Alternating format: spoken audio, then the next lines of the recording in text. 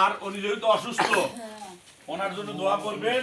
তারেক রহমান ভোটে দাঁড়াচ্ছে, ভোট তো দিবেনি। হ্যাঁ, তারেক রহমান তো ভোটে উঠবেই, প্রধানমন্ত্রী হবে আপনার ভোটে। দেখা যাক ইনশাআল্লাহ ভোটটা দিবে, ঠিক আছে? ভোট দেওয়া লাগবে সবাই মিলে। আসছি আগামী জাতীয় নির্বাচন, এই নির্বাচন তারেক রহমান আমাদের দাঁড়াচ্ছে।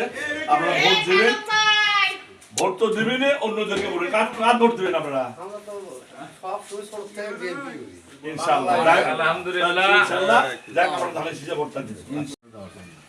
যেহেতু আগামী জাতীয় নির্বাচন, মার্কাটা কি বলেন তো ভাই? কি মার্কা ভোট দেবেন? কার ভোট দেবেন? কার ভোট দেবেন? আচ্ছা, ধানের শীষে মার্কা ভোট দিলে কি হবে? আপনি ছেলেমেলে যারা বেকার আছে ইনশাআল্লাহ মনে করে আগামীতে প্রধানমন্ত্রী তারেক রহমান তো হবেই, তারেক রহমান তো প্রধানমন্ত্রী হবেই, আপনার চাকরি হবে আপনার ছেলেমেলে ইনশাআল্লাহ।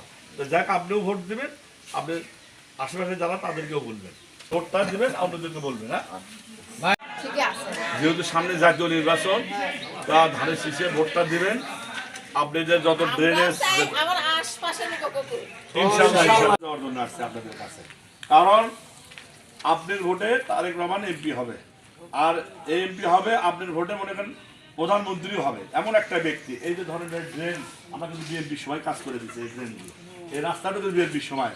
যাক আগামীতে যেগুলো আপনাদের যদি সমস্যা থাকে, ড্রেন, চাকরি, আপনার অনেক সমস্যা, যেগুলো সমস্যা আছে উন্নয়নমূলক, সেগুলো ইনশাল্লাহ দূর হবে। আপনি